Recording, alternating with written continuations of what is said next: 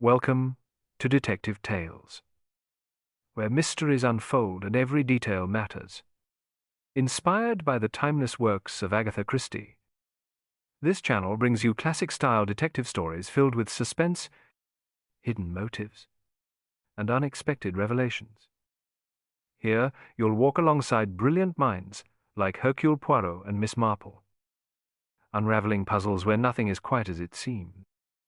Prepare yourself for intrigue, atmosphere, and a journey into the golden age of detective fiction. The case begins now. Miss Marple and the Widow Who Knew Too Much. I'm your host, Edward, and welcome to Warm Pages. It's truly remarkable how these quiet little stories bring us together, no matter where we are in this vast, beautiful world. Feel free to leave a comment and share where you're listening from. I read every single one with care. Now take a deep breath, pour yourself a cup of tea or coffee, and let's begin. Chapter 1. Death Comes to Tea. The afternoon sun cast long shadows across the neat gardens of St. Mary Mead as Miss J. Marple made her way down Cherry Lane, her knitting bag swinging gently at her side. The village lay drowsing in that peculiar stillness of a September afternoon, when summer was fading but autumn had not yet fully claimed the countryside. She paused at the gate of Rosemary Cottage, a trim little dwelling with latticed windows and a garden that spoke of careful tending. Mrs. Edith Pemberton had extended the invitation to tea 3 days prior, approaching Miss Marple after morning service at St. Mary's with an air of barely contained excitement that sat oddly on her usually composed features. Mrs. Pemberton was not given to impulsive social gestures, being a woman who kept herself to herself, observing the village from behind her lace curtains with the dedication of a naturalist studying specimens. "Miss Marple," she had whispered urgently, glancing about to ensure they were not overheard, "I do hope you'll take tea with me on Thursday. There's something I simply must discuss with someone of your discretion." The way she pronounced the word discretion suggested she meant quite the opposite. Mrs. Pemberton had something to share, and Miss Marple's reputation for solving the village's little mysteries had not gone unnoticed. Now, as Miss Marple lifted the brass knocker shaped like a fox's head, she reflected that Mrs. Pemberton was an interesting study in contradictions. A woman who claimed to value privacy above all else, yet who knew more about her neighbours' affairs than anyone else in St. Mary Mead. Her cottage commanded an excellent view of the village green, the post office, and the main road leading to Much Benham, and those who knew her well understood that very little escaped her attention. The door opened almost immediately, as though Mrs. Pemberton had been watching from the window. She was a small, neat woman of perhaps 70, with silver hair arranged in precise waves and pale blue eyes that missed nothing. Her dress was of good quality but unfashionable, and she wore a string of pearls that had seen better days.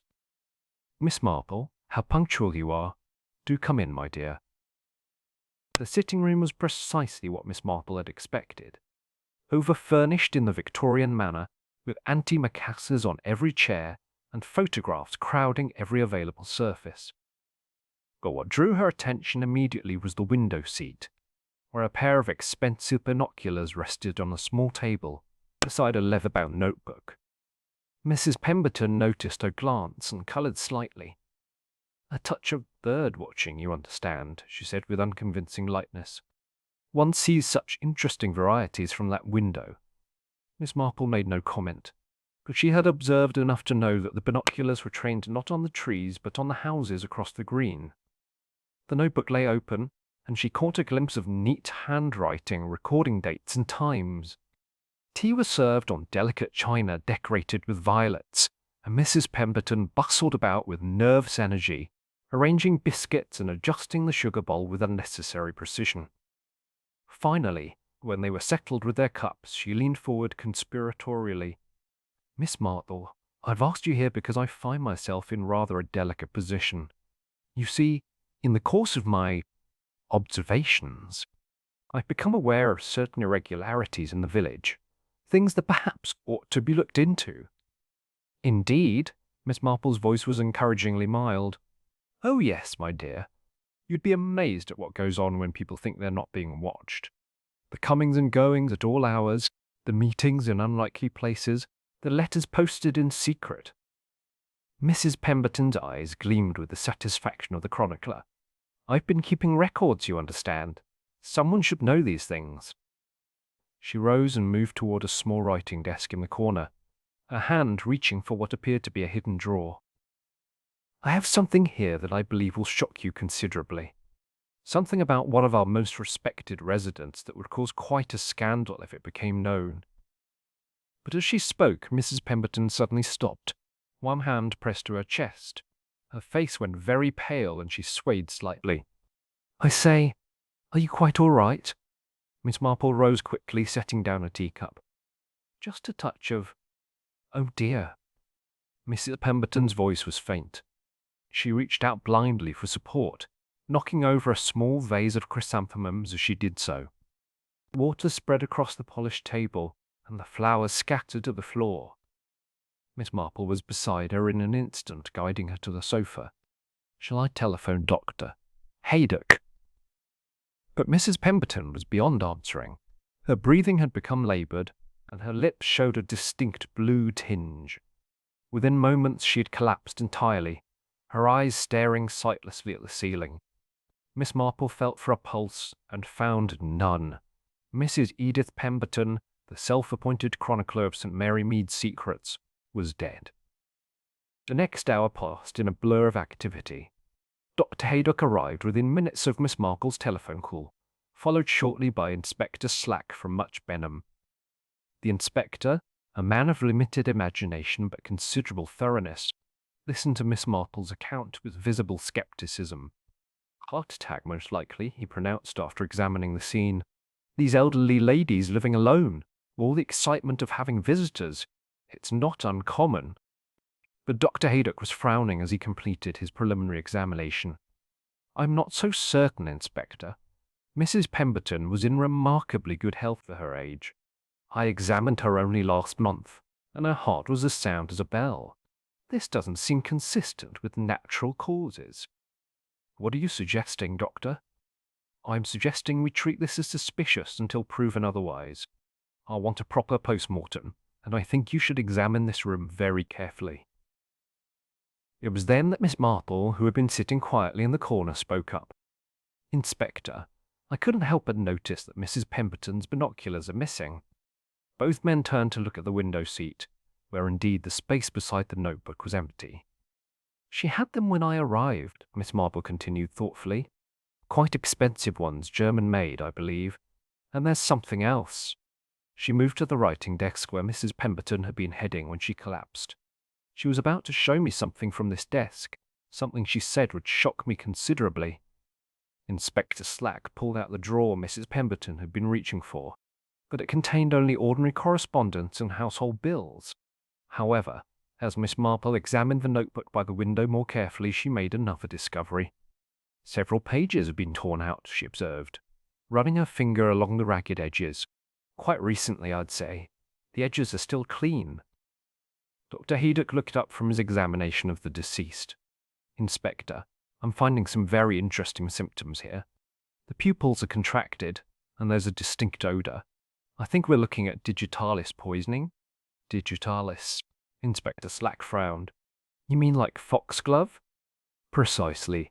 It's a common enough plant, grows wild in many gardens, but in sufficient quantity it's quite deadly, causes exactly the sort of heart failure we see here. Miss Marple set down the notebook and looked thoughtfully at the tea service, still arranged on the small table between the chairs. 2 cups, 2 saucers, a milk jug, and a sugar bowl. Mrs. Pemberton's cup was nearly empty, as was her own. Doctor, she said quietly, I think you should test that tea. As the investigation began in earnest, Miss Marple found herself wondering about the missing binoculars and the torn pages. Mrs. Pemberton had been excited about sharing some momentous discovery, something that would shock even someone of Miss Marple's experience with village secrets. Instead, she had died before she could reveal what she knew. But someone else had known what she was planning to share. Someone who had acted swiftly to silence her before she could speak. And that someone was still walking free in St. Mary Mead. no doubt believing their secret was safe once more. Miss Marple gathered her knitting bag and prepared to take her leave, but she cast one last look around the sitting room. Mrs. Pemberton might have been a busybody and a gossip, but she had also been a woman who noticed things others missed. In her own way, she had been trying to protect the village from something she perceived as dangerous, and now it would be up to others to discover what that something was. Chapter 2. The All-Seeing Mrs. Pemberton. The morning following Mrs. Pemberton's death dawned grey and sullen, with a persistent drizzle that seemed to match the mood that had settled over St. Mary Mead. News of the poisoning had spread with the remarkable speed that characterizes small villages, and by the time Miss Marple ventured out for her morning constitutional, she observed the conversations ceased abruptly as she passed, only to resume in urgent whispers once she had moved on. Inspector Slack had established himself at the Blue Boar, the village's modest inn, and had begun the methodical process of interviewing anyone who might have information about Mrs. Pemberton's final days.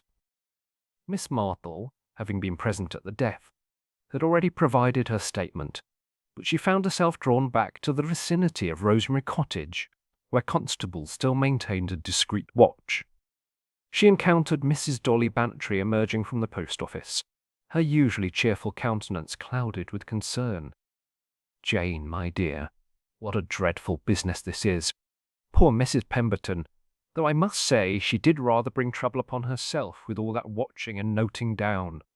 One doesn't like to speak ill of the dead, but really the woman made quite a career of minding other people's business." "Indeed," Miss Marple replied mildly, "though I suppose someone who observed so much might have been useful in her way. People often see more than they realize they're seeing." Mrs. Bantry lowered her voice. "The inspector has been asking the most extraordinary questions, wanting to know about Mrs. Pemberton's habits, her friendships, whether anyone had been seen visiting her recently, and he's particularly interested in her financial circumstances, which I thought rather indelicate." This latter point interested Miss Marple considerably. She made her way to the village shop where Mrs. Jameson, the proprietress, was serving customers with the air of one who possessed information of considerable value. "Ah, Miss Marple," Mrs. Jameson greeted her with meaningful emphasis. "I suppose you'll have heard about poor Mrs. Pemberton's troubles, though between you and me, I can't say I'm entirely surprised." "Oh, well, you see, she'd been in here quite regularly these past few weeks, asking the oddest questions, wanting to know about deliveries to various houses, who received what parcels, which letters came from where.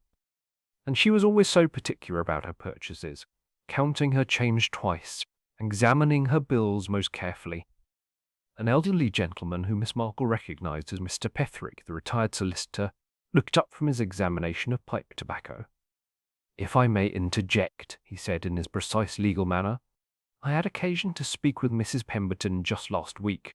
She approached me with certain inquiries of a, shall we say, delicate nature. She wished to know about the legal implications of possessing information that might be considered compromising to others." Miss Marple's interest sharpened. "Indeed? Did she elaborate on the nature of this information?" "Not in detail, but she did ask specifically about the responsibilities of a citizen who becomes aware of wrongdoing, whether there was a legal obligation to report such matters to the authorities. I advised her that while there was generally no legal requirement to report mere gossip, evidence of actual criminal behavior was quite another matter." Mrs. Jameson leaned forward eagerly. "She did seem to have money troubles, I'll say that. Her grocery bills had been getting smaller and smaller, and she'd taken to buying the cheaper cuts of meat. Though oddly enough, just this past month she seemed to have come into funds again, paid off her entire account in cash, and began ordering better quality goods." This information was illuminating indeed. Miss Marple thanked them both and continued her walk, pondering the implications. A woman with financial difficulties who had suddenly acquired money, combined with her obvious surveillance of the village and her legal inquiries, painted a picture that was becoming increasingly clear. Her thoughts were interrupted by the approach of Colonel Weatherby, a florid gentleman of military bearing who resided in one of the larger houses on the village outskirts. He appeared distinctly uncomfortable, and kept glancing about as though expecting to be overheard. I say, Miss Marple, terrible business about Mrs. Pemberton. Terrible business indeed. He mopped his brow with a large handkerchief despite the cool morning. I don't suppose, that is to say, did she happen to mention, well, anything particular to you before the incident? She indicated she had something of importance to share, Miss Marple replied carefully, but sadly she did not have the opportunity to elaborate. The Colonel's relief was palpable. Ah, well, that's probably for the best, all things considered. The woman had an unfortunate tendency to misconstrue innocent activities, read significance into perfectly ordinary behavior, if you take my meaning. I'm not certain that I do, Colonel. He shifted uncomfortably. Well, for instance, a gentleman might have occasion to visit Much Benham for entirely legitimate business purposes. Banking, don't you know? Or perhaps to consult with one's solicitor about investments that haven't performed as expected. But Mrs. Pemberton seemed to find such trips noteworthy. If you follow me, made rather pointed inquiries about the frequency of such visits. Miss Marple nodded sympathetically. How trying for you. I imagined such attention would be most unwelcome. Precisely. And the woman had the audacity to suggest that perhaps my wife should be made aware of these business difficulties, as though one's private financial affairs were anyone else's concern. His voice had risen, and he quickly lowered it again. Not that there was anything improper, you understand. Merely some unfortunate speculation that hadn't worked out as hoped. After the Colonel had hurried away, Miss Marple continued her walk with much to consider. She was not surprised when Mrs. Fletcher, the doctor's wife, approached her near the church gate with a similar air of nervous anxiety. Mrs. Fletcher was a handsome woman in her early 40s, known for her charitable work and her devotion to her invalid husband. But today she appeared drawn and haggard, with dark circles beneath her eyes. Miss Marple, I wonder if I might have a word about poor dear Mrs. Pemberton. Her voice trembled slightly. I understand you were with her when it happened? Yes, I was. Did she, that is, was she able to speak at all before? She mentioned having something of importance to discuss, but I'm afraid she collapsed before she could elaborate. Mrs. Fletcher's hands twisted together. The thing is, Miss Marple, Mrs. Pemberton had been, well, she'd been taking rather too keen an interest in my affairs lately. Nothing improper, you understand, but she seemed to have gotten some foolish notion into her head about my friendship with young Dr. Morris from Much Benham. Miss Marple waited encouragingly. You see, my husband's condition has been deteriorating, and I've been consulting with specialists about new treatments. Dr. Morris has been most helpful, most kind. But Mrs. Pemberton seemed to think there was something inappropriate about our meetings. She even had the impertinence to suggest that my husband should be informed of these consultations, as though I were keeping secrets from him. How distressing for you. Indeed it was, and recently she'd begun to make the most outrageous demands. She claimed to have photographs, Miss Marple, photographs of perfectly innocent meetings presented in the most sordid light possible. She wanted money to keep them private, can you imagine? As though I were some sort of, well, I can hardly say the word. The picture was becoming clearer still. Mrs. Pemberton had not been content with mere observation. She had been actively profiting from what she had seen, or claimed to have seen. That afternoon, Miss Marple encountered Inspector Slack outside the post office. He looked harried and somewhat overwhelmed by the information he'd been gathering. Miss Marple, I must say your Mrs. Pemberton was quite a character. According to my interviews, she kept a record of every soul in this village, who came and went, when they came and went, who met whom and where. She had quite a little business going, it seems. A business, Inspector? Blackmail, Miss Marple, plain and simple. Oh, she probably told herself it was just neighbourly concern, but she was taking money from at least half the village in exchange for keeping their secrets. The Colonel admits to paying her to keep quiet about his gambling debts. Mrs. Fletcher was being bled dry over some alleged affair, and there are at least 3 others who've confessed to similar arrangements. I see. And did any of them seem particularly distressed by these arrangements? That's just it, Miss Marple. They all claim to be relieved she's dead. Not one of them seems particularly grief-stricken. But here's the curious thing. According to her bank records, she'd been receiving significantly more money this past month than her usual blackmail income would account for. Someone was paying her far more than the others, and paying regularly. Have you identified this generous benefactor? That's what I'm trying to determine. But whoever it was, they were paying her enough to significantly improve her standard of living. The question is whether they were paying her to keep quiet about something particularly damaging, or whether she discovered something new and was demanding a higher price for her silence. Miss Marple considered this information as she walked home through the gathering dusk. Mrs. Pemberton had clearly been a woman who lived by watching others, and who had found a way to profit from her observations. But something had changed recently. She had discovered something that was worth considerably more than village gossip about gambling debts or suspected infidelities. Something that someone had been willing to pay handsomely to keep secret. And when that had not proved sufficient, they had been willing to commit murder to ensure Mrs. Pemberton's silence forever. As she reached her own gate, Miss Marple reflected that while the villagers might claim relief at Mrs. Pemberton's death, one of them was undoubtedly feeling quite different. One of them was a murderer, and murderers, in her experience, were never truly at peace until they were certain their crime would never be discovered. The question was, which of her neighbours was sleeping uneasily tonight? Chapter 3: Secrets Behind Lace Curtains. The following morning brought with it a crisp clarity that seemed to sharpen both the autumn air and Miss Marple's determination to understand the true nature of Mrs. Pemberton's activities. Inspector Slack had granted her permission to examine Rosemary Cottage more thoroughly, partly out of respect for her reputation in such matters, and partly because he had come to realize that Miss Marple's gentle observations often revealed details that his more conventional approach might overlook. The cottage felt different in the morning light, somehow smaller and more melancholy without its owner's bustling presence. Miss Marple moved through the rooms with careful attention, noting the little details that spoke of a life lived in careful observation of others. The sitting-room window commanded an excellent view of the village centre, and she could see how Mrs. Pemberton would have been able to monitor the comings and goings of most residents from her strategic position. But it was in Mrs. Pemberton's bedroom that Miss Marple made her first significant discovery. Behind a rather garish print of Scottish Highlands, she found a small wall safe, its door standing slightly ajar. Inspector Slack had missed it entirely, perhaps because the painting hung at such an angle as to obscure the safe from casual view. "Inspector," she called quietly, and when he appeared she indicated her find. "Well, I'll be blessed," he muttered, swinging the safe door open fully. "And look here, it's been cleared out recently.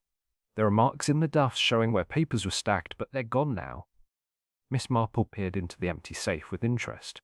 "Not entirely empty, Inspector. There's something caught in the back corner." She extracted a small fragment of paper, clearly torn from a larger sheet. On it, in Mrs. Pemberton's neat handwriting, were the words, "Witnessed again on Tuesday evening behind the—" The rest had been torn away. Tuesday evening, Inspector Slack mused. That would have been 3 days before her death, something she witnessed that was important enough to record, and important enough for someone to steal. Their search of the cottage revealed other telling details. In the kitchen, Miss Marple discovered a camera, quite an expensive one for a woman of Mrs. Pemberton's modest means. The film had been removed, but there were several rolls of developed photographs hidden beneath the tea towels in a drawer. The photographs were revealing indeed. They showed various residents of St. Mary Mead in what appeared to be compromising situations, though Miss Marple noted that most could be interpreted quite innocently if one was so inclined. Colonel Weatherby entering what was clearly a gambling establishment in Much Benham, Mrs. Fletcher in earnest conversation with a younger man outside a hotel, the village postmaster accepting what appeared to be an envelope from a well-dressed stranger. Quite the little detective, wasn't she? Inspector Slack observed grimly. Though I'd say these photographs are more suggestive than actually damning. Clever of her to leave room for interpretation while still having enough to make her victims uncomfortable. Miss Marple was examining the photographs more closely. "Inspector, Notice the dates on these. They're all from several months ago, yet Mrs. Pemberton's improved financial circumstances are much more recent. I suspect these represent her earlier, smaller-scale activities. You mean they were more recent photographs? More damaging ones? I believe so, and I suspect they were among the items removed from the safe. They continued their examination of the cottage, and in Mrs. Pemberton's writing desk, Miss Marple discovered another interesting item, a small address book with several entries that seemed to be in code, numbers and letters that meant nothing to Inspector Slack, but which Miss Marple studied with growing comprehension. These aren't random notations, Inspector. I believe they represent a filing system. See here, CW-G7 next to Colonel Weatherby's name, and MEF-A12 beside Mrs. Fletcher's. I suspect the letters indicate the type of transgression she believed she had documented, and the numbers represent the photographs or documents she'd gathered as evidence. So she kept records of her blackmail materials. More than that, I think. This suggests a much more organized operation than we initially supposed. Mrs. Pemberton wasn't simply an opportunistic busybody who stumbled into blackmail. She was systematic about it. As they prepared to leave the cottage, Miss Marple paused in the sitting room, looking once more at the window seat where the binoculars had been positioned. Something about the arrangement troubled her, though she couldn't immediately identify what it was. Inspector, you mentioned that the cottage showed signs of being searched after Mrs. Pemberton's death. Yes, subtle signs, but definite. Drawers not quite closed properly, papers slightly disturbed. Someone was looking for something specific. And yet they left the photographs we found, and the address book. That suggests they found what they were looking for, or at least they found enough to satisfy them. Miss Marple walked to the window and looked out at the view Mrs. Pemberton had commanded. From this position, one could see directly into several cottage gardens, observe the front entrance of the village shop, and monitor the road leading to Much Benham. It was an ideal location for surveillance, but as she stood there, something else caught her attention. On the windowsill, partially hidden beneath a lace doily, was a small notebook she had not noticed before. This one was different from the observation diary she'd seen on her previous visit. This one was bound in red leather and appeared to be much older. Inside, she found entries dating back 20 years or more, written in a younger version of Mrs. Pemberton's handwriting. The early entries were simple observations about village life, noting births, marriages, and the ordinary events of a small community. But as she read further, Miss Marple realized she was looking at something far more significant. The entries from 20 years ago were much more detailed, and they included references to events and people that stirred her memory. There were notations about unusual activity at certain houses, about visitors who came and went at odd hours, about money that seemed to appear from nowhere. And then, in an entry dated September 15th, 1935, she found something that made her draw in her breath sharply. Saw SM tonight near the old mill, arguing with someone. Could not see who, but heard raised voices. She seemed frightened. Must watch more carefully. Inspector Slack, who had been examining the kitchen cupboards, looked up at her exclamation. "Found something, Miss Marple?" "I believe I have, Inspector. This notebook contains entries from 20 years ago, and I think Mrs. Pemberton may have witnessed something connected to a much older mystery." She showed him the entry, and his eyebrows rose. "SM. You don't suppose that could be—" "Sarah Mills," Miss Marple finished quietly. "The young woman who disappeared from the village in 1935 and was never found." Inspector Slack was quiet for a moment, clearly trying to recall the details of a case that had occurred before his time in the district. "I remember hearing about that case. It was handled by my predecessor, Inspector Craddock. The girl simply vanished one evening, never seen again. There were suspicions of foul play, but no body was ever found. No evidence of what had happened to her. And if Mrs. Pemberton had witnessed something connected to that disappearance, something she had recorded but perhaps not understood the significance of at the time, she might have recently realized what she had seen and decided to act on it," Inspector Slack finished. "But that would mean—" That would mean her recent blackmail victim wasn't guilty of some minor transgression like gambling or adultery, Miss Marple said quietly. They were guilty of murder, and Mrs. Pemberton had evidence that could prove it after all these years. As they left Rosemary Cottage, Miss Marple found herself thinking about the patient, methodical way Mrs. Pemberton had recorded the life of Saint Mary Mead for decades. What had seemed like mere nosiness might actually have been something more significant. She had been the village's unofficial chronicler, noting details that seemed insignificant at the time, but which, when viewed from the perspective of years, might reveal patterns that no one else had noticed. And if she had indeed witnessed something connected to Sarah Mills's disappearance 20 years ago, and had only recently understood its true significance, then her murder took on an entirely different character. This was not the desperate act of someone trying to hide a contemporary scandal, but the calculated crime of someone who had lived with the secret of murder for 2 decades, and would kill again to keep it hidden. The question now was, which of the respectable residents of St. Mary Mead was harbouring such a deadly secret? And how could they prove it after so many years had passed? Miss Marple walked slowly back toward her own cottage, her mind working through the possibilities. Mrs. Pemberton had been many things, but she had not been a fool. If she had decided to confront a murderer with evidence of their crime, she would have been careful about it. She would have taken precautions, unless, of course, the murderer had been someone she trusted completely, someone who had gained access to her cottage and her confidence before revealing their true nature. That, Miss Marple reflected grimly, narrowed the field of suspects considerably. Chapter 4. The Widow's Dangerous Knowledge. Miss Marple spent a restless night turning over the implications of their discoveries at Rosemary Cottage. The connection to Sarah Mill's disappearance had transformed what appeared to be a straightforward case of blackmail gone wrong into something far more sinister. When morning came, she found herself eager to learn more about the events of 20 years past, and she knew exactly where to begin her inquiries. The village library, housed in a converted Victorian schoolhouse, maintained files of the local newspaper dating back nearly 50 years. Miss Marple arrived shortly after opening time to find Mrs. Carmichael, the librarian, arranging books with her customary precision. "Miss Marple, how lovely to see you. I don't suppose you're here about poor Mrs. Pemberton? Such a shock, though I must say the woman did court trouble with all her prying and watching. Actually, I was hoping to look at some older newspapers, Mrs. Carmichael, from around 1935, if you have them." "Oh my, that far back?" "Well, we do keep them, though they're rather fragile now. May I ask what period specifically?" "September and October of 1935. I'm interested in reading about Sarah Mill's disappearance." Mrs. Carmichael's expression grew thoughtful. "Ah, yes, poor Sarah. I remember her well, such a lovely girl. Always so helpful at the church fetes and village gatherings.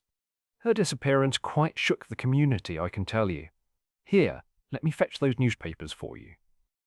As Miss Marple carefully turned the brittle pages, the story of Sarah Mill's disappearance unfolded before her. The initial reports were straightforward enough. A 22-year-old woman, employed as a secretary to Mr. Fortescue, the village solicitor, had failed to return home one evening in mid-September. Her parents had raised the alarm when she didn't appear for breakfast the following morning. But as the coverage continued over subsequent weeks, Miss Marple began to discern a more complex story. Sarah had apparently been working late on the evening of her disappearance, organizing files for Mr. Fortescue. Several witnesses had seen her leaving the solicitor's office at approximately 7:30, but after that her movements were uncertain. The police investigation led by the then Inspector Craddock had been thorough but ultimately fruitless. Sarah's body was never found, despite extensive searches of the surrounding countryside. There had been speculation about a romantic entanglement, suggestions that she might have eloped. But these theories were contradicted by the fact that none of her personal belongings were missing from her room at her parents' home. What interested Miss Marple particularly were the final few articles about the case. In late October, there had been a brief mention that Sarah had been investigating some irregularities in charity accounts before her disappearance. The local War Relief Fund, which had collected substantial donations during the recent conflict, was mentioned specifically, though the article was careful to note that no impropriety had been proven. Miss Marple made careful notes and thanked Mrs. Carmichael before making her way to the post office, where she hoped to gather more contemporary intelligence about Mrs. Pemberton's final days. She found Inspector Slack there, looking considerably more harried than when she had left him the previous evening. "Miss Marple, I'm glad to see you. I've had some rather interesting conversations this morning that I think you should hear about." He led her to a quiet corner of the post office lounge where they could speak without being overheard. "I've been investigating Mrs. Pemberton's appointments on the day she died, and it seemed she had arranged to meet with 3 different people that afternoon. 3 separate meetings, each scheduled an hour apart, and each participant apparently believing they were the only one being summoned." "Indeed? And who were these 3 people?" "Colonel Weatherby at 2 o'clock, Mrs. Fletcher at 3, and someone else at 4. The trouble is, Mrs. Pemberton died during your visit at 4:30, so whoever the 4 o'clock appointment was, they never had their meeting." Miss Marple considered this information carefully. "Have you been able to determine who the 4 o'clock appointment was with?" "That's where it gets interesting. According to Mrs. Pemberton's diary, which we found in her handbag, the appointment was simply marked with the initials DH. But there's no one in the village with those initials that I can identify." "DH," Miss Marple repeated thoughtfully. "Inspector, have you spoken with Dr. Haydock about his examination of Mrs. Pemberton?" "Yes, and he's confirmed the digitalis poisoning. But here's the curious thing, Miss Marple. The poison was administered in her tea, but the timing is very precise. Dr. Haydock estimates she consumed the poison no more than 30 minutes before she died. That means it was added to her tea during your visit, not beforehand." Miss Marple felt a chill. "But I was with her the entire time, Inspector. No one else entered the cottage while I was there." "Exactly. Which means the poison was either already in the tea service when you arrived, timed to take effect during your visit, or—" He paused meaningfully. "Or someone wanted it to appear that I was responsible," Miss Marple finished quietly. "How very unpleasant." "I don't suspect you for a moment, Miss Marple, but someone clearly wanted you present when Mrs. Pemberton died. The question is why?" As they discussed the implications of this disturbing revelation, Colonel Weatherby approached them with obvious reluctance. "Inspector, I wonder if I might have a word about my meeting with Mrs. Pemberton on Thursday afternoon?" Inspector Slack nodded encouragingly, and the Colonel continued with evident discomfort. "The thing is, when I arrived for our appointment at 2 o'clock, Mrs. Pemberton seemed, well, she seemed quite excited about something. Not the usual businesslike manner she adopted during our previous dealings. She kept glancing at the clock and muttering about settling old scores and justice being done at last." "Did she elaborate on what she meant?" "Not directly, but she did say something odd. She said that after 20 years of wondering, she finally had proof of what really happened to that poor girl. I assumed she was referring to some village gossip, but now I wonder if she meant something more serious." Miss Marple leaned forward with interest. "Colonel, did she mention having made any discoveries recently? Perhaps while going through old papers or photographs?" "Funny you should ask. She did mention having found something while cleaning out an old trunk in her attic. Some papers that cast new light on old events, as she put it. She seemed to think they would be of great interest to the police." After the Colonel had departed, Inspector Slack and Miss Marple exchanged meaningful glances. "It seems clear that Mrs. Pemberton had discovered something significant about Sarah Mill's disappearance," Miss Marple observed, "and she was planning to reveal it on Thursday afternoon. But someone knew about her discovery and acted to prevent her from sharing it. The question is, how did they know? And how did they gain access to her cottage to poison the tea?" Miss Marple was quiet for a moment, thinking. "Inspector, you mentioned that Mrs. Pemberton's cottage showed signs of being searched after her death. But what if it was searched before her death as well? What if someone had been monitoring her activities, perhaps even entering her cottage when she was out?" "You mean someone might have discovered what she had found and realized they needed to act quickly?" "Precisely. And if that someone was the person responsible for Sarah Mill's disappearance, they would have had 20 years to establish themselves as a respectable member of the community. It might even be someone Mrs. Pemberton trusted enough to allow into her cottage without suspicion. Inspector Slag made notes furiously. I'll need to check on everyone's whereabouts on Thursday afternoon, and I'll need to find out more about this war relief fund that Sarah Mills was investigating. If there's a connection between her disappearance and some financial irregularities from 20 years ago, then we may be looking for someone who's been living a lie for a very long time, Miss Marple finished. Someone who thought their secret was safely buried with Sarah Mills, only to discover that Mrs. Pemberton had been watching and remembering all along. As they prepared to leave the post office, Miss Marple reflected on the patience required for such a crime. To wait 20 years, to build a respectable life while knowing that somewhere, someone might have seen something that could destroy everything. And then to discover that someone had indeed been watching, had indeed remembered, and was finally ready to speak.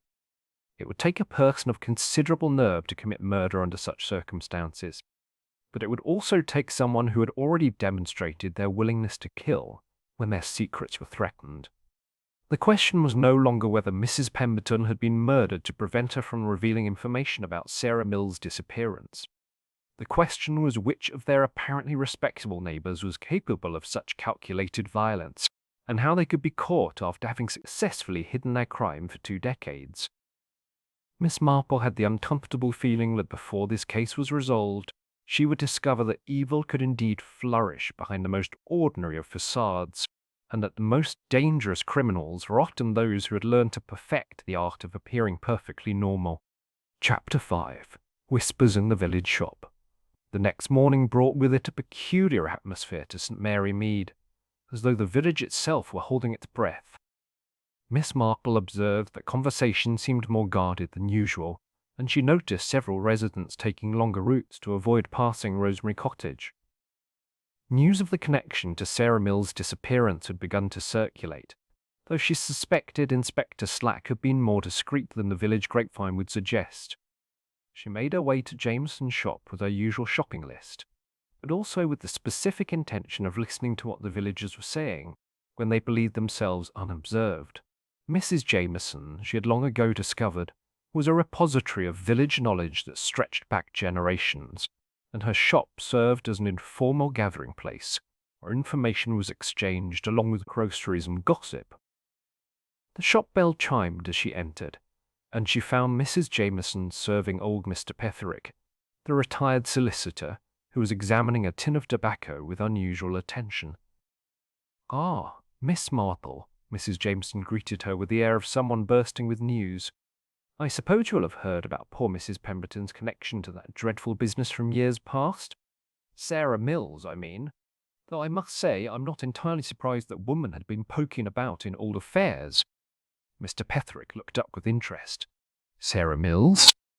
Now there's a name I haven't heard in some time. Tragic case. Absolutely tragic. I remember it well, of course, being in practice at the time. The girl had been doing some work for us, organizing old files and such. Very thorough, very meticulous." "Indeed?" Miss Marple encouraged gently. "I understand she was investigating some irregularities before her disappearance." The old solicitor nodded gravely. "Quite right. She'd been helping to sort through the accounts of various charitable organizations, the War Relief Fund in particular. Sharp eye for figures that girl had. She'd noticed some discrepancies that warranted further investigation." Mrs. Jameson leaned forward eagerly. "What sort of discrepancies, Mr. Petherick?" "Well, it's been 20 years, you understand, and I wouldn't want to speak out of turn, but there were questions about certain donations that had been recorded, but never seemed to reach their intended destinations. Substantial sums, from what I recall. Sarah was quite concerned about it, wanted to make certain everything was properly accounted for before the final reports were filed." Miss Marple felt a familiar stirring of interest. "Do you recall who was responsible for administering the fund at that time?" "Oh yes, it was quite a distinguished committee. Let me see. There was Colonel Morrison, who passed away some years ago, Mrs. Hartwell from the Manor, who moved to Bath shortly after the war ended, and—" He paused, his brow furrowing in concentration. "Dr. Haydock was involved, I believe, though he was quite young then, just starting his practice, and there were several others, including some whose families are still in the village." The shop door chimed again, and Mrs. Fletcher entered, looking pale and drawn. She nodded politely to the assembled group, but seemed reluctant to engage in conversation. "Mrs. Fletcher, my dear," Mrs. Jameson called out, "how are you bearing up? Such a terrible shock about Mrs. Pemberton, and now all this talk about old troubles being stirred up again." Mrs. Fletcher managed a weak smile. "Yes, quite dreadful. One can't help but worry about what other old secrets might be dragged into the light. Some things are better left buried, don't you think?" Miss Marple observed the woman's nervous manner with interest. "I suppose it must be particularly difficult for those who were living here at the time of Sarah Mill's disappearance. So many painful memories." "Oh, but Mrs. Fletcher wasn't here then," Mrs. Jameson interjected helpfully. "She only came to the village when she married Dr. Fletcher, and that was— Oh, when would that have been, dear? 1938 or 1939? 1938, Mrs. Fletcher replied quietly, "just before the war started. Though my husband had told me about the Mills case, of course. It quite haunted the village for years afterward." Mr. Petherick was nodding thoughtfully. "Yes, I remember now. Young Dr. Fletcher took over much of old Dr. Morrison's practice around that time. Fine young man, dedicated to his patients. It was such a tragedy when his health began to fail." After Mrs. Fletcher had made her purchases and departed, Mrs. Jameson shook her head sympathetically. "Poor woman, nursing that invalid husband all these years, though I must say she's been looking particularly strained lately, even before this business with Mrs. Pemberton." Miss Marple made her own purchases and was preparing to leave when the shop bell announced another arrival.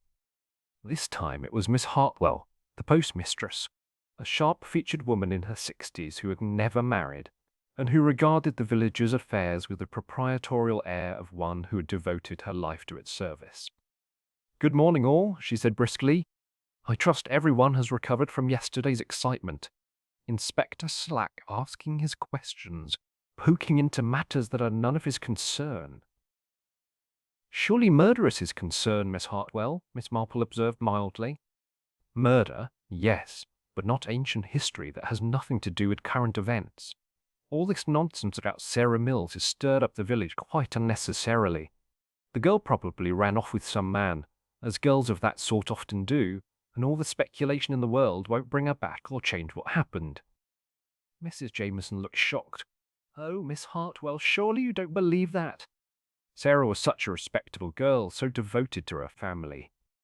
"Respectable girls can make foolish choices," Miss Hartwell replied tartly. "And girls who poke their noses into matters that don't concern them sometimes find more trouble than they bargained for. Perhaps Mrs. Pemberton should have taken that lesson to heart." The venom in her tone was unmistakable, and Miss Marple found herself studying the postmistress with new interest. Miss Hartwell had been in the village for nearly 40 years, arriving as a young woman to take up her position at the post office. She would certainly have been here during the events of 1935. "I understand Mrs. Pemberton had been making inquiries about old newspaper archives," Miss Marple ventured. "Did she perhaps ask you about postal records from that period?" Miss Hartwell's expression grew guarded. "Mrs. Pemberton asked many impertinent questions about many things. I made it clear that postal records are confidential, regardless of how old they might be. Some people seem to think that because they live in a small village, everyone's business is their business." "But surely after 20 years, Mrs. Jameson began. "After 20 years, records are still records and privacy is still privacy," Miss Hartwell cut her off sharply. "Mrs. Pemberton was told quite firmly that she would get no assistance from me in her prurient investigations." Miss Marple noticed that Mr. Petherick was watching this exchange with considerable interest, his legal mind clearly engaged by the implications. "Miss Hartwell," he said carefully, "I hope you won't think me presumptuous, but did Mrs. Pemberton's inquiries concern any specific aspect of postal service from that time? I ask because, as Sarah Mill's former employer, I have a professional interest in ensuring that any relevant information is properly considered by the authorities." The postmistress's face flushed slightly. "If you must know, she was asking about registered mail and money orders from September of 1935. Wanted to know about large transactions, unusual patterns of correspondence, as though the post office was some sort of detective agency, rather than a service for the honest transmission of mail. Miss Marple felt pieces of the puzzle beginning to align in her mind. Money orders and registered mail suggested financial transactions, possibly connected to the missing charity funds that Sarah Mills had been investigating. "How interesting," she murmured. "And I suppose such records would indeed be confidential, even after so many years." "Precisely," Miss Hartwell said with satisfaction. "Though I did inform Inspector Slack that if he wished to examine postal records as part of his official investigation, he would need to follow proper procedures and obtain the necessary warrants. I am not in the habit of sharing confidential information with amateur detectives, no matter how persistent they might be." As Miss Marple walked home with her shopping, she reflected on the morning's revelations. Mrs. Pemberton had clearly been conducting a systematic investigation into the events surrounding Sarah Mills' disappearance, focusing particularly on financial irregularities connected to the War Relief Fund. Her inquiries had taken her to newspaper archives, legal records, and postal documentation. Someone had been watching her investigations with growing alarm, eventually deciding that her discoveries posed too great a threat to be allowed to continue. But the murder had been planned carefully, timed to coincide with Miss Marple's visit to ensure that there would be a witness to Mrs. Pemberton's apparent natural death. The killer had made one crucial error, however. They had assumed that Mrs. Pemberton's death would end the investigation, that her discoveries would die with her.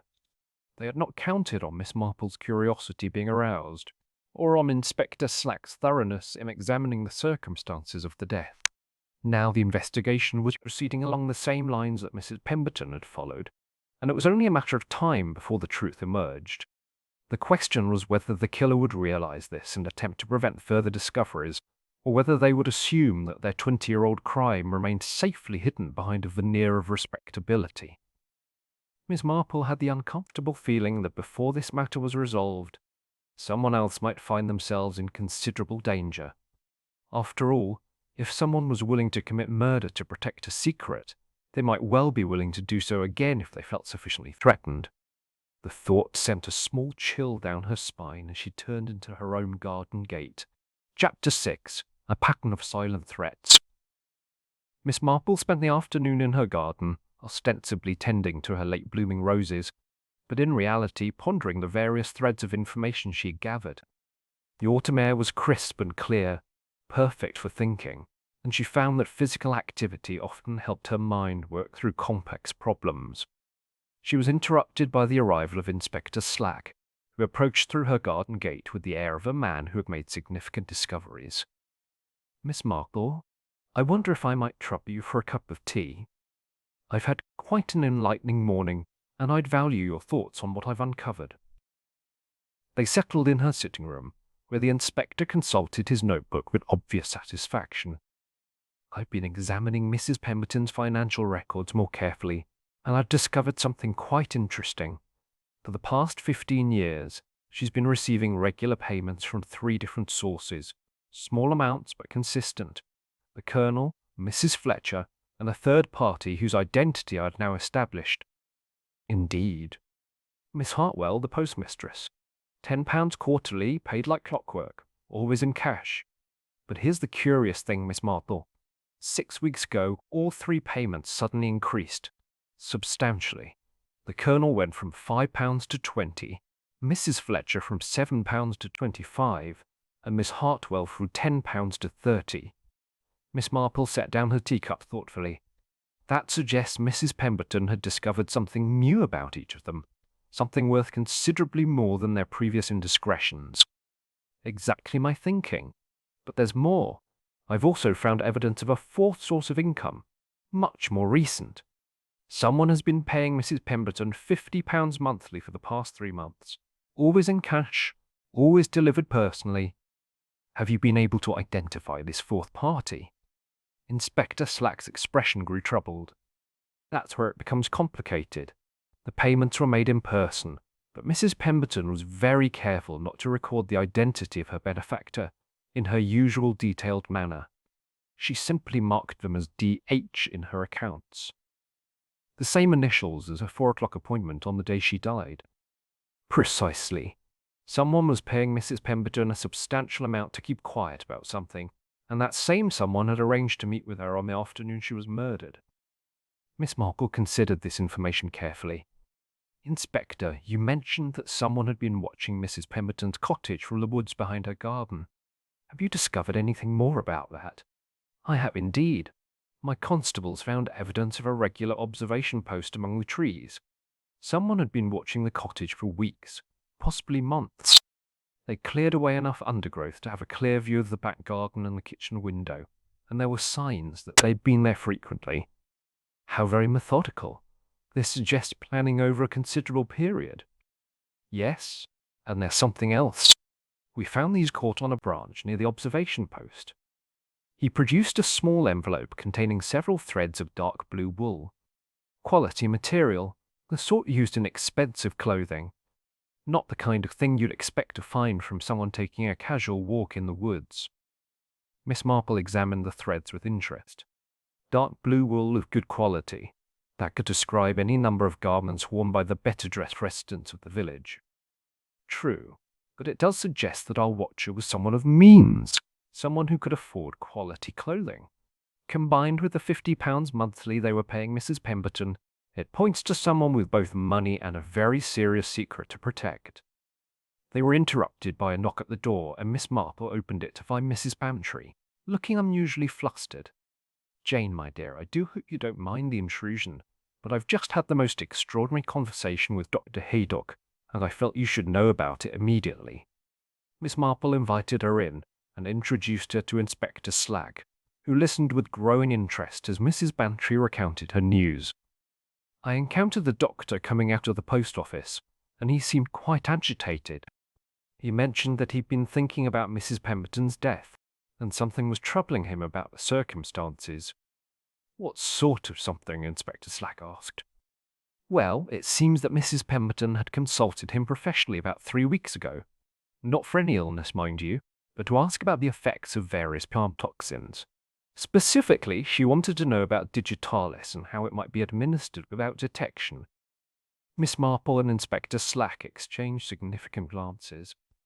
Dr. Haydock found the inquiry rather odd at the time, Mrs. Bantry continued, but Mrs. Pemberton claimed to be concerned about her garden plants and whether they might be dangerous to neighborhood children.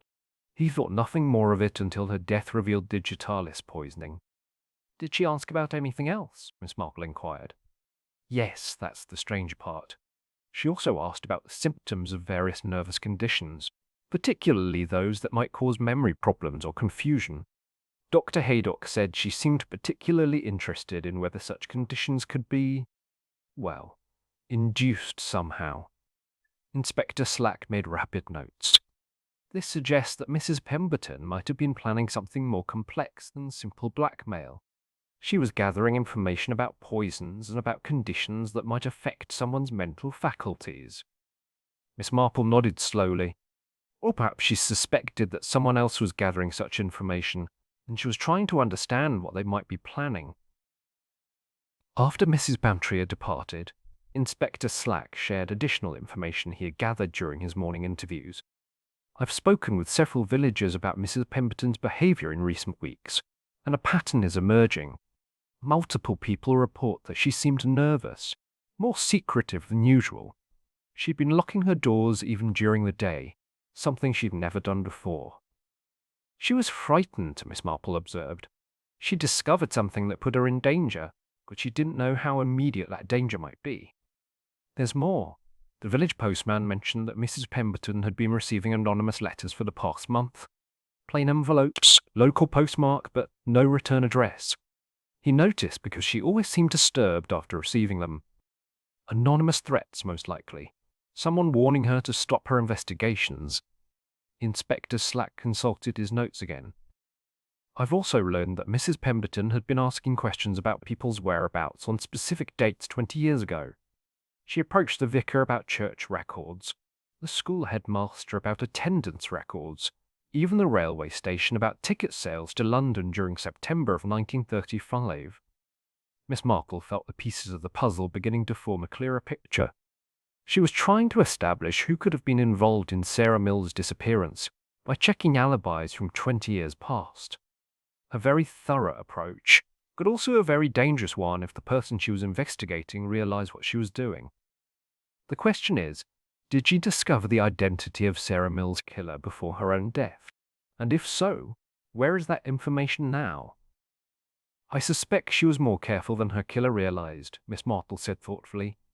A woman who had been successfully blackmailing half the village for years would have developed methods for protecting herself and her information. She may have left evidence in a place where only the authorities would find it after her death. Inspector Slack leaned forward with interest. What sort of place? I think we should pay another visit to Rosemary Cottage, Inspector. But this time, we should look not for what Mrs. Pemberton kept, but for what she might have hidden. A woman who lived by watching and recording would have understood the importance of insurance against discovery. As they prepared to leave, Miss Marple reflected that the case was reaching a critical point. Mrs. Pemberton's killer had acted to prevent her from revealing their identity, but they had not considered that her death might actually accelerate the investigation rather than end it. Now, with Inspector Slack's official resources and her own understanding of village dynamics, they were following the same trail that Mrs. Pemberton had blazed. Soon, they would either discover the truth she had died trying to reveal, or they would alert the killer to the fact that their secret was still in jeopardy. Either way, Miss Marple suspected that events were about to move more quickly, and she hoped they would be able to stay ahead of anyone who might decide that further murders were necessary to protect a 20-year-old crime. Chapter 7. The Price of Knowing. Their second examination of Rosemary Cottage proved considerably more fruitful than their first. Miss Marple had suggested they approach their search with fresh eyes, looking not for obvious hiding places, but for the sort of locations a methodical woman like Mrs. Pemberton might choose to secure her most valuable information. It was Inspector Slack who made the first discovery, in a place so obvious they had previously overlooked it entirely. Mrs. Pemberton's well-worn Bible, resting on her bedside table, contained more than spiritual comfort between its pages. Pressed between the pages of Ecclesiastes were several sheets of paper, covered with Mrs. Pemberton's careful handwriting. "Listen to this, Miss Marple," Inspector Slack said, adjusting her spectacles. "These appear to be copies of letters, or perhaps drafts. The first is dated 3 weeks ago, and is addressed to Inspector Craddock, retired." He read aloud, "My dear Inspector Craddock, I hope you will remember me as Mrs. Pemberton of St. Mary Mead. I have been giving considerable thought to the Sarah Mills case of 1935, and I believe I may have information that would be of interest to you. I have recently come into possession of certain documents that cast new light on the circumstances of Miss Mill's disappearance. Would it be possible for us to meet at your convenience?" Miss Marple nodded thoughtfully. She was being very careful, approaching the retired inspector who had originally handled the case, rather than the current authorities. "What else is there?" "There's a draft of what appears to be a second letter, dated just 5 days before her death. This one is more specific." Inspector Slack cleared his throat and continued reading. "I have now confirmed my suspicions regarding the War Relief Fund irregularities that Miss Mills was investigating at the time of her disappearance. The evidence suggests that approximately £2,000 was diverted from the fund over a period of 6 months in 1935. More significantly, I have discovered Miss Mill's personal diary, which contains her final entries regarding this matter and identifies the person she intended to confront." "Her personal diary?" Miss Marple repeated with interest. "Mrs. Pemberton found Sarah Mill's diary after all these years." Inspector Slack examined the remaining papers. According to this, she found it hidden in the attic of her cottage, apparently placed there by someone who had access to the house shortly after Sarah's disappearance.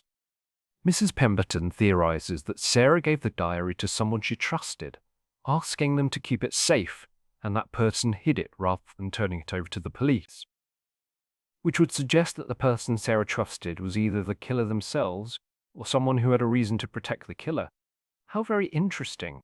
Is there any indication of where this diary might be now? "That's where it becomes particularly intriguing," Inspector Slack replied, consulting the papers again. Mrs. Pemberton writes that she has placed the diary and related documents in the care of someone who will ensure they reach the proper authorities if anything should happen to her. She refers to this person only as my insurance policy. Miss Marple considered this development carefully. Mrs. Pemberton was more clever than her killer realized. She anticipated that her investigations might put her in danger, and she made arrangements accordingly. Their search continued, and in Mrs. Pemberton's kitchen, Miss Marple made another significant discovery. Behind a loose brick in the wall near the stove, she found a small metal box containing additional papers and a set of keys. "Inspector, I believe we found Mrs. Pemberton's emergency cash," she announced, extracting the contents carefully. The papers included photocopies of bank records showing large cash deposits made by someone using the initials DH during the autumn of 1935, along with a handwritten note in Mrs. Pemberton's script. DH, £50 monthly since June. Increased demands have made him desperate. Sarah's diary proves his guilt, but he doesn't know I have it. Meeting arranged for Thursday at 4 o'clock to discuss final payment. If anything happens to me, evidence is with EH at the manor. Inspector Slack looked up sharply. EH at the manor? That would be Mrs. Hartwell's sister, wouldn't it? She's the housekeeper at Gossington Manor for Colonel and Mrs. Bantry. Indeed it would, Miss Marple confirmed. Mrs. Pemberton chose her confidant very carefully. Someone she trusted, but someone who was also removed from the immediate circle of suspects. "We need to speak with Mrs. Hartwell immediately," Inspector Slack declared. But Miss Marple held up a restraining hand. "I think we should proceed with caution, Inspector. If Mrs. Pemberton's killer realizes that evidence still exists, they may attempt to retrieve it before we can secure it. Perhaps we should arrange for Mrs. Hartwell to be brought to the police station, ostensibly for routine questioning, while we discreetly collect whatever materials she may be holding." Inspector Slack nodded grimly. "You're quite right. And in the meantime, we need to identify this DH who was paying Mrs. Pemberton so generously." Miss Marple had been studying the keys they had found with the papers. "Inspector, these appear to be safety deposit box keys. See the number engraved here? Mrs. Pemberton may have been even more thorough in her preparations than we realized." "The bank in Much Benham has safety deposit facilities," Inspector Slack mused. "We could inquire there tomorrow." As they prepared to leave Rosemary Cottage, Miss Marple paused in the sitting room, looking once more at the window seat where Mrs. Pemberton had conducted her surveillance of the village. "Inspector, we've been assuming that Mrs. Pemberton discovered Sarah Mill's diary recently. But what if she had known about it for some time? What if she had been watching and waiting for the right moment to act?"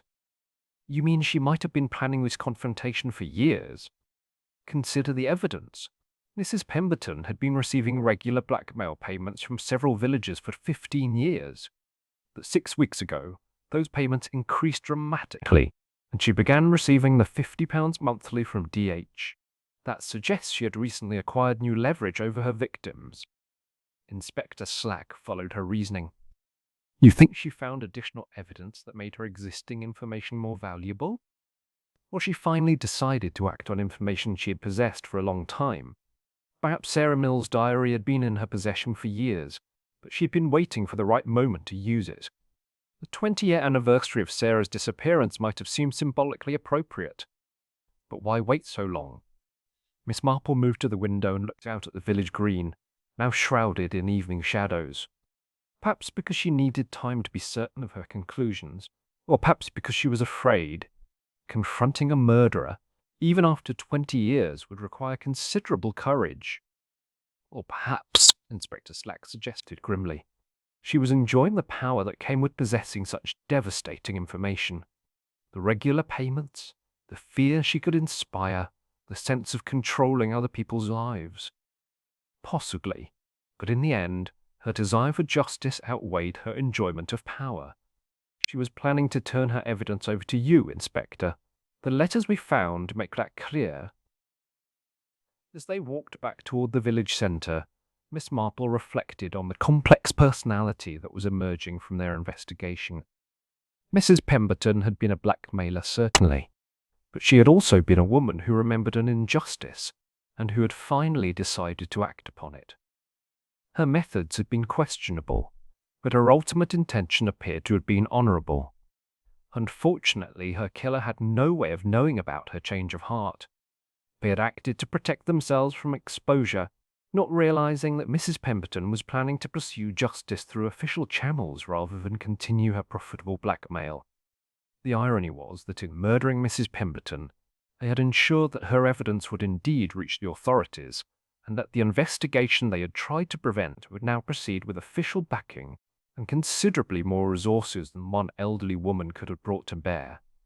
"Inspector," Miss Marple said as they reached the village green, "I believe we should arrange to collect Mrs. Pemberton's evidence tomorrow morning. But I also think we should be prepared for the possibility that our murderer may realize their danger and attempt to flee the village." "I've already considered that," Inspector Slack replied. "I've arranged for discreet surveillance of the railway station and the main roads. If anyone attempts to leave St. Mary Mead suddenly, we'll know about it." Miss Marple nodded approvingly, but she couldn't shake the feeling that they were still missing something important. The killer had been patient for 20 years, careful and methodical in their approach to silencing Mrs. Pemberton. Such a person might well have additional contingency plans that had not yet become apparent. Tomorrow would bring answers, she was certain of that. The question was whether those answers would come in time to prevent further tragedy. Chapter 8. Midnight at the Cottage. The following morning brought disappointing news from Mrs. Hartwell at Gossington Manor. When Inspector Slack and Miss Marple arrived to collect Mrs. Pemberton's evidence, they were informed that no such materials had been left in her care. "I'm afraid there's been some misunderstanding," Mrs. Hartwell said with obvious bewilderment. "Mrs. Pemberton never approached me about keeping any documents safe. We barely spoke, truth be told. She wasn't the sort of woman who inspired confidences." Miss Marple and Inspector Slack exchanged troubled glances. Either Mrs. Pemberton had been more cunning than they had realized, using false information in her notes to mislead potential thieves, or someone had already retrieved the evidence she had supposedly left for safekeeping. "Inspector," Miss Marple said quietly as they walked back toward the village, "I'm beginning to suspect that Mrs. Pemberton's references to E.H. were deliberately misleading. She was too careful a woman to leave genuine instructions where they might be discovered by the wrong person. You think she anticipated that her hiding places might be found? I think she created multiple layers of deception. The real evidence may be somewhere entirely different from what she indicated in her notes." Their visit to the bank in Much Benham proved equally frustrating. While Mrs. Pemberton did indeed maintain a safety deposit box, it had been emptied 2 days before her death. The bank manager confirmed that she had visited personally, removing all contents and closing the account. She seemed quite agitated, the manager recalled, kept looking over her shoulder as though she expected to be followed, paid the outstanding fees in cash, and insisted on having the box contents placed in a sealed envelope, said she was taking them somewhere safer. Inspector Slack was clearly frustrated by these developments. "It's as though Mrs. Pemberton anticipated every move we might make. The question is whether she was protecting her evidence from us or from her killer." Miss Marple had been thinking about this puzzle throughout their journey back to St. Mary Mead. "Inspector, I believe Mrs. Pemberton was playing a much more complex game than we realized. She knew she was in danger, but she also knew that her killer would be watching for any attempts to turn evidence over to the authorities. So she created a trail of false clues. More than that, I suspect she was setting a trap." That evening, Miss Marple suggested a plan that initially shocked Inspector Slack with its boldness. "We should announce that we have found Mrs. Pemberton's hidden evidence, and that we'll be examining it at Rosemary Cottage tomorrow morning. Let the information circulate through the village, and see who responds." "That's quite dangerous, Miss Marple. If the killer believes their secret is about to be exposed, they'll be forced to act, yes, but this time we'll be ready for them." Inspector Slack considered the proposal carefully. "You're suggesting we use the cottage as bait?" "I'm suggesting we give our killer the opportunity to reveal themselves. Mrs. Pemberton's murderer has remained hidden for 20 years by being patient and careful. But if they believe their secret is about to be exposed, they may abandon caution for desperation." After considerable discussion, Inspector Slack agreed to the plan.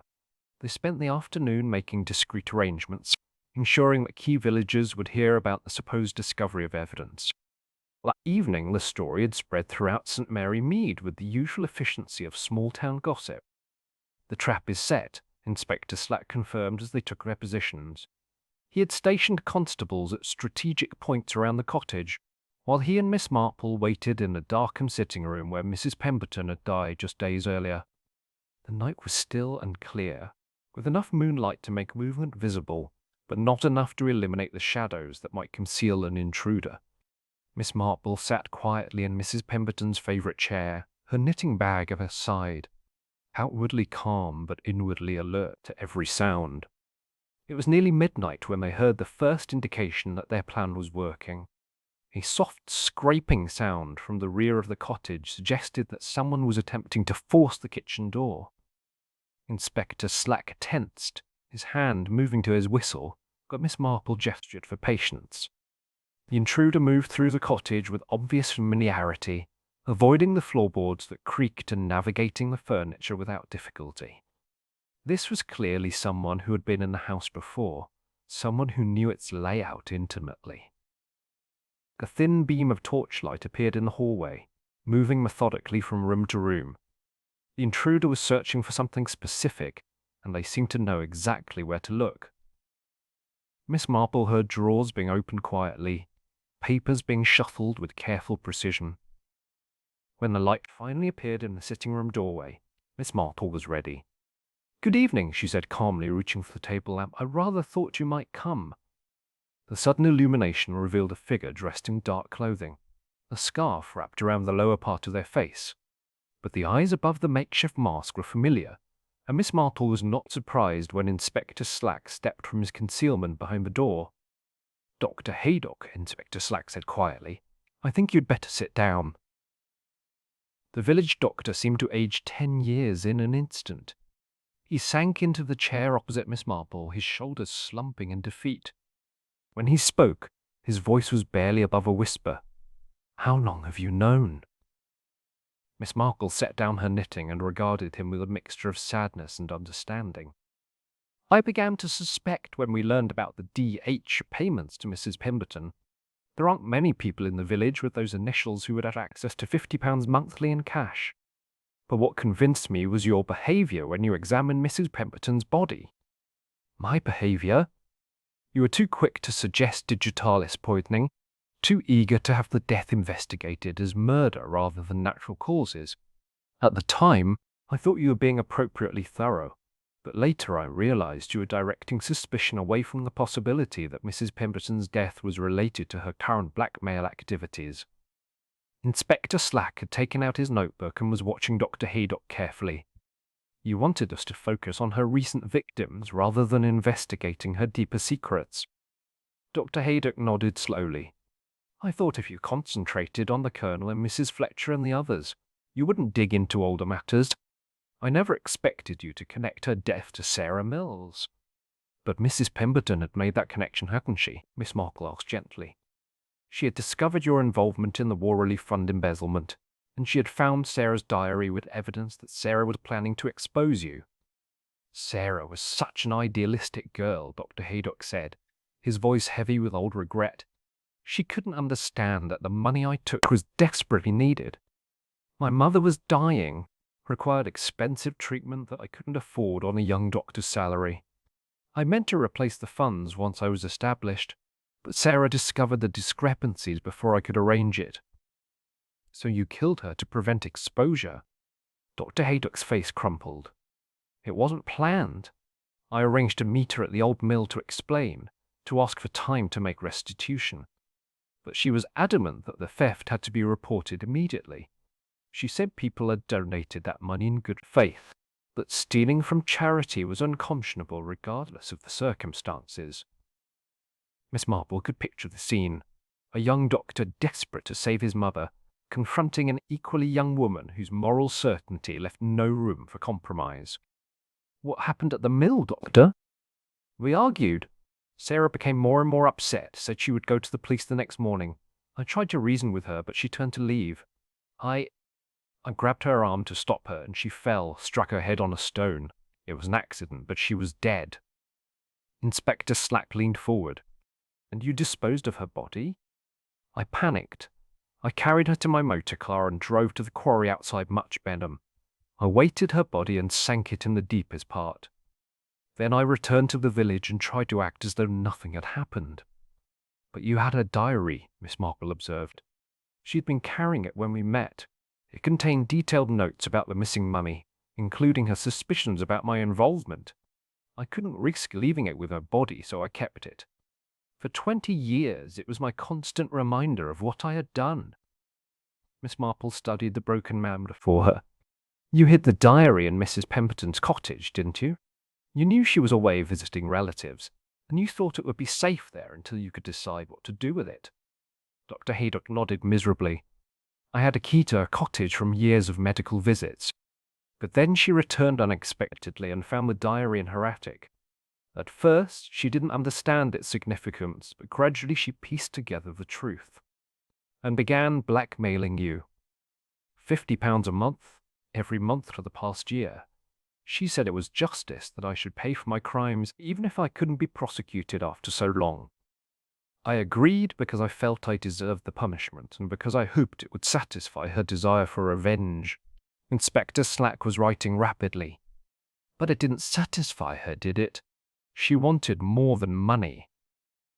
3 weeks ago, she told me she was planning to turn the diary over to the authorities. She said 20 years was long enough for me to live with my guilt that Sarah deserved justice even if it came decades late. I begged her to reconsider, but her mind was made up. Miss Marple leaned forward slightly. So you decided to kill her before she could expose you? Dr. Haydock buried his face in his hands. I prepared the digitalis solution and added it to her tea service before your visit, Miss Marple. I knew she had invited you for tea, and I thought if she died of apparent natural causes while you were there, no one would suspect murder. But you hadn't counted on my curiosity being aroused, or on Inspector Slack's thoroughness. No, he whispered. I thought it would end with her death. I thought I would finally be free of the past. Inspector Slack stood and moved toward the doctor. Dr. David Haydock, I am arresting you for the murders of Sarah Mills and Mrs. Edith Pemberton. As the handcuffs clicked into place, Miss Marple reflected sadly on the tragedy of a good man destroyed by a single moment of panic, and 20 years of living with its consequences. Chapter 9, The Final Secret Revealed. The following morning brought with it a sense of resolution that seemed to settle over St. Mary Mead like autumn mist. Dr. Haydock had been taken to Much Benham to await formal charges, and Inspector Slack had begun the process of gathering additional evidence to support the confession they had obtained. Miss Marple found herself once again at Rosewood Cottage, this time accompanying Inspector Slack as he searched for Sarah Mills's diary, which Dr. Haydock claimed the previous day to inform her that Dr. Haydock had formally confessed to both murders and would plead guilty when his case came to trial. The confession had been detailed and complete, leaving no doubt about the sequence of events that had led from a desperate young man's theft to 2 tragic deaths 20 years apart. He seems almost relieved to have it all come out at last, Inspector Slack had reported. 20 years of carrying that secret had worn him down more than anyone realized. His colleagues at the medical practice say he'd been increasingly withdrawn and anxious in recent months, as though he knew his time was running out. The discovery of Sarah Mills' remains in the quarry outside Much Benham had provided the final confirmation of Dr. Haydock's confession. The young woman's body had been recovered and would finally receive a proper burial, bringing closure to a mystery that had haunted the village for 2 decades. Miss Marple had attended the memorial service that the vicar had arranged for Sarah Mills, and she had been moved by the number of villagers who came to pay their respects to a young woman they had scarcely known. Sarah's parents had both died in the intervening years, but distant relatives had come from London to see her finally laid to rest. The service had been simple but dignified, focusing on Sarah's dedication to justice and her willingness to stand up for what she believed was right, even at the cost of her own life. The vicar had spoken eloquently about the courage required to confront wrongdoing and about the importance of remembering those who died defending moral principles. Mrs. Pemberton's funeral had been a smaller affair, attended primarily by the villagers who had known her for decades. Miss Marple had been struck by the complexity of emotions displayed at the service. Many of those present had been victims of Mrs. Pemberton's blackmail, yet they seemed to recognize that her final actions had been motivated by a genuine desire for justice rather than personal gain. Colonel Weatherby had spoken briefly at the service, acknowledging that while Mrs. Pemberton's methods had been questionable, her ultimate goal of ensuring that Sarah Mills's murder did not go unpunished deserved recognition and respect. She was a difficult woman in many ways, he had said, but she was also a woman who refused to let sleeping dogs lie when those dogs represented injustice. Perhaps we should all be grateful that someone was watching, even when we found that watching intrusive and uncomfortable. In the days following the arrests and confessions, Miss Marple had pondered the moral complexities revealed by the case. Dr. Haydock had begun as a good man, driven to desperate measures by love for his dying mother, but his choices following Sarah's accidental death had transformed him into something much darker.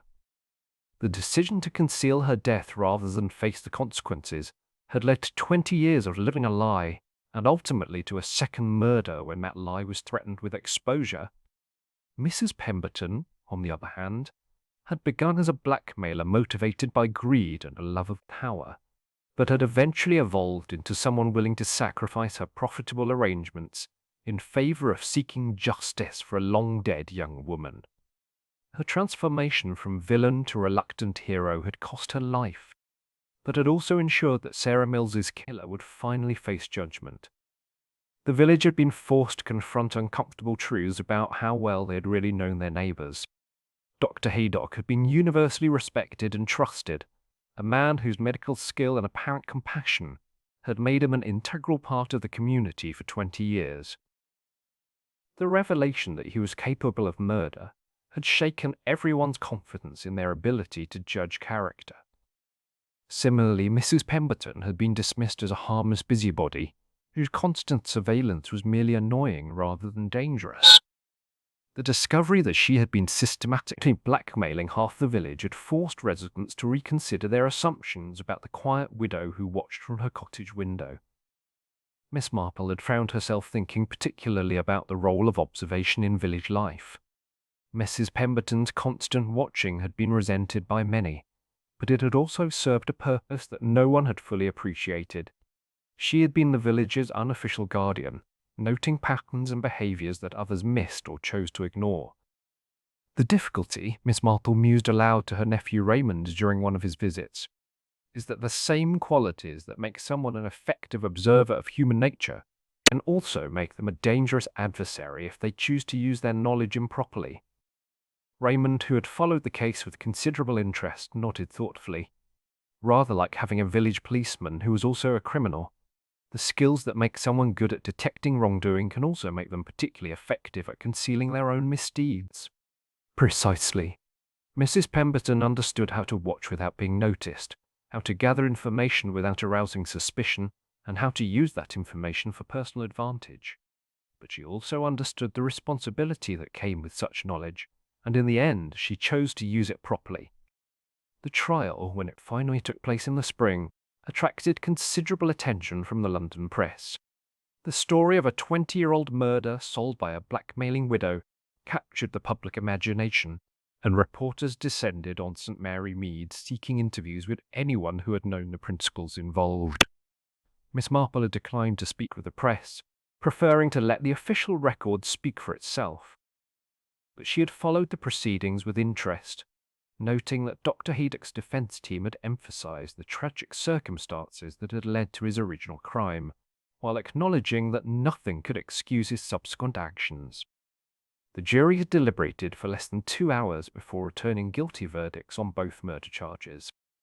Dr. Haydock had been sentenced to life imprisonment, with the judge noting that while the original death might have been accidental, the subsequent concealment and the murder of Mrs. Pemberton had been deliberate choices that demonstrated a fundamental disregard for human life and the rule of law. In the months that followed, St. Mary Mead gradually returned to normal, though the village had been changed by the experience. Residents were more circumspect in their behaviour, more aware that actions have consequences that can stretch across decades. The easy trust that had characterized relationships within the community had been replaced by a more cautious approach to accepting people at face value. Miss Marple found that she was consulted more frequently by villagers who noticed unusual behaviour or suspected that something was amiss.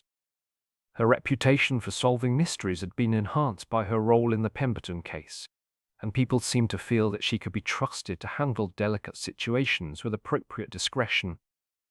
She reflected on this development with some ambivalence. While she was pleased to be of service to her neighbours, she also recognised that being cast in the role of unofficial detective carried its own responsibilities and risks. Mrs. Pemberton's fate served as a reminder that those who probe too deeply into others' secrets sometimes find more than they bargained for. But perhaps that was simply the price of living in a community where people cared enough about each other to notice when something was wrong. The alternative, a society where everyone minded their own business and ignored evidence of wrongdoing, was ultimately more dangerous than one where concerned neighbours occasionally overstepped the bounds of propriety. As autumn gave way to winter, and the anniversary of Mrs. Pemberton's death approached, Miss Marple found herself thinking about the strange form of justice that had finally been served.